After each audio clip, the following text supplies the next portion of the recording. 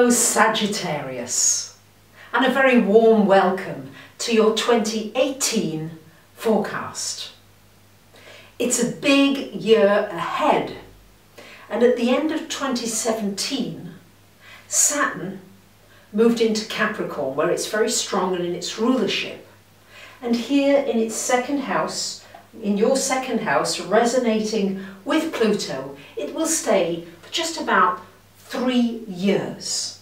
So what does this mean? Now, first of all, Saggies, don't panic. Yes, it's in your house of money, but first of all, it's out of your sign. So you've learned some really powerful lessons about yourself, your relationships, your spiritual path. There's a lot of learning many of you have undergone during the last 3-year period with Saturn in your sign. And now it comes into this second house, and this is an opportunity for you to really find your gifts, your talents, that which you bring to this world that is unique to you. Saturn is asking you to look at your finances from a very practical viewpoint, not to overstretch yourself, to be sensible, not always easy for Saggies who like to go over the top. But equally, Saturn is giving you an opportunity to get your house in order. So any debts, any interest rates that you can get reduced, anything you can pay off, it would serve you to really take your finances step by step with this Saturn transit through that second house. What it can bring is great wealth, actually. Because over these next years, Jupiter's going to join the party in 2020. So you're going to get a big focus on this second house, an opportunity to create great wealth for yourself. And Pluto is asking you to look at the meaning of wealth over and above stuff. And yes, it's great to have stuff and nice clothes and cars and houses if that's what you're looking for. But at the same time, the deeper meaning of wealth. What is the real feeling of abundance in your life? What gives you a feeling of abundance? For me, it's the people in my life. Yes, it's some of the things, but the things can come and go. I know that because a short while ago I lost most of my things in various situations, and it was very liberating. And I got more to the deeper meaning of what wealth is about and abundance. So it's about really getting in touch with the deeper meaning of abundance for you, and then working on the inner levels, which is what Saturn and Pluto want you to do, and then your outer world will just manifest for you everything so much more easily and with much less effort. So I'm going to go through the dates, the important dates of the year, and at the end of the video there is a list of all these important dates that you'll be able to refer to. On January the 31st, we've got a lunar eclipse happening here in your 9th house. And on February the 15th, a solar eclipse happening in your 3rd house. So there's a lot of focus this year for you, Saggies, with the eclipses mainly falling in the 3rd and 9th houses. So what does this mean? This is an opportunity, well, for those of you that want to travel. Travel can certainly be on the cards for you. Anything to do with publishing, getting a book out there, a blog out there, information, a film, teaching, learning, developing your mind. And on the deeper level, it's an opportunity to take your spirituality to new regions, to see your life from a different perspective, to look at reality and illusion, to look at how you are creating your reality through your thinking, and that thoughts create and manifest, and to go deeper into that. And boy, you'll find great power of your mind if you're willing to devote energy and time into this on a daily basis. You can meet people from overseas that will have a powerful impact on you. With the solar eclipse in the 3rd, an opportunity for networking, for connecting with some amazing people, some new friends coming into your life. good time for looking at contracts, negotiations, selling, buying. All these things can open up for you. And also a very important time to look at the way you communicate, to become much more observant in the reactions that you get back from other people as to what was it that I did or said that created that kind of a reaction, rather than looking outside of you again, looking inside. The big news this year, well, there's quite a lot of big news, especially towards the end of this year, but I'm saving that as a surprise for those of you that maybe don't yet know. But on May the 16th, Uranus goes into Taurus. So this is a big event where it's going to stay for several years. It's going to be a big event globally for us all, with probably some shifts to do with our Earth and our economy, and I've done separate videos about that for those of you who are interested.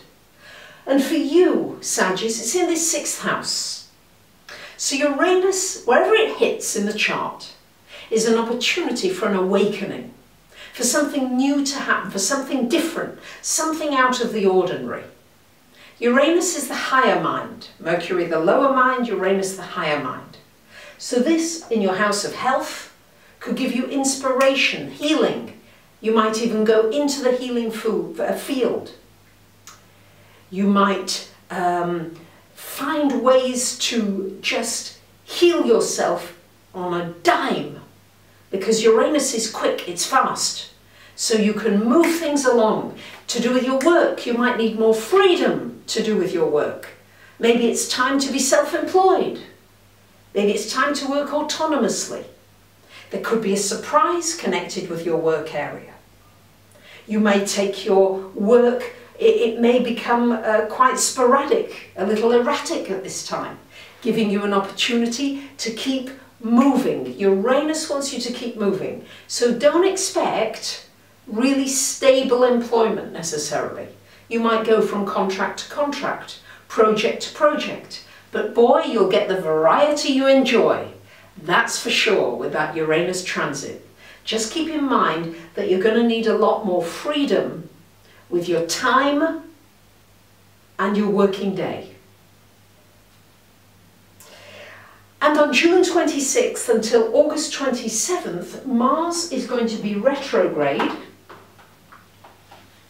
in your 3rd house. So what does this mean? Well, Mars retrograde is always an opportunity to stand back a little bit from your life, not to take too many actions and push forward, but to stand back and look at why you're taking certain actions. Why are you contacting that person? Why are you needing food at that moment in time when you're not so hungry, maybe? Looking at the motivations for your actions. Really observing yourself. With it being the 3rd house, observing, are you getting too addicted to your computer, to your phone? Are you taking time out to relax and out of all the hurry-burry of everyday life to get some quiet space? Mars retro, especially if you find things slowing down. Things do slow down during Mars retrograde, and the normal reaction is for people to get frustrated and irritated and shout at each other and blame one another. So see if you can use this energy differently and back off a little and take time out from your busy day to just reflect on your motivations for why you do things. It'll be really powerful for you if you can do that. Really powerful and very beneficial. On July 12th, we've got a solar eclipse happening here in Cancer in your 8th house. An opportunity for a new beginning financially. Also an opportunity to unearth things from the past that might have been in your way. Things may just come up, skeletons out of the closet for you just to deal with. It could be a financial matter that you've sort of not wanted to look at for a while. Maybe it's something to do with a partner. Time to bring it into the open so that it can be healed, resolved, and you washed clean of it. Yes, it's a bit like having a secret that you're frightened of sharing. Share it, get it out there, and you're free. On July 27th, we've got a lunar eclipse happening in the 3rd house, and August the 11th, a solar eclipse in the 9th. So this 3rd and 9th reversal of the solar and lunar eclipses. So you're really going to get your brain scrubbed clean here. Wonderful time to work on your beliefs. What do I believe is possible? Do I believe it's possible to have perfect health, wonderful relationships, finances in order, a beautiful home, meaning in my life? What do I want to manifest? And what do I believe I can have? Because boy, these eclipses are triggering you to be able to manifest everything you want, Sagittarius. Sagittarius, you're one of the most optimistic signs of the zodiac. This is a wonderful opportunity for you to tune into that optimism and to feel things before they happen. To know that it's already a reality before it actually manifests in your life. It's really exciting. On October 5th until November 17th, we've got Venus retrograde here in your 12th and going retrograde back into your 11th during that time. So when Venus is retrograde, it's not always a good time to progress forward with a new relationship. If you do, I would suggest that you wait until Venus goes direct at the middle of November to see if it's really what you want. The first part of Venus retro in your 12th, opportunity to just reflect on being peaceful, on solitude, on finding that quiet place, and how joyful that can be, making time for it.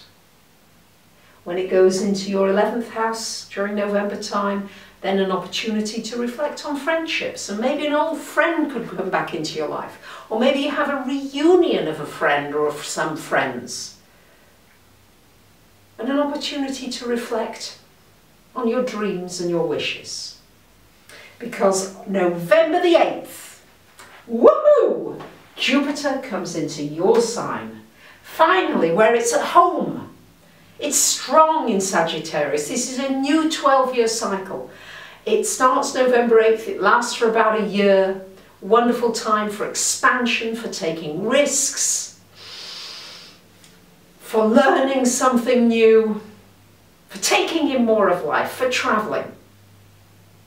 Traveling physically, traveling mentally, emotionally, spiritually. It's a wonderful aspect to have.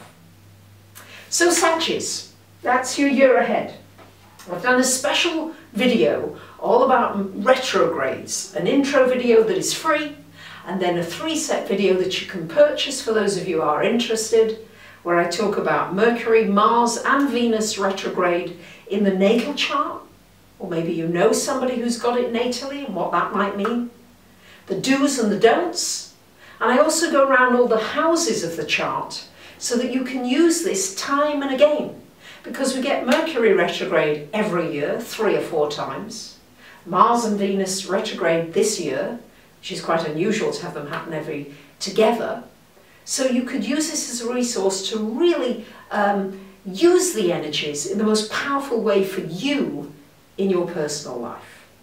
You might want a reading, a channeling, and I just want to thank you so much for tuning in, for commenting, for sharing, for subbing. I love doing the videos. I hope you can see how creative they are becoming. We're working together on this, and I just want to send you love and gratitude. Bye for now.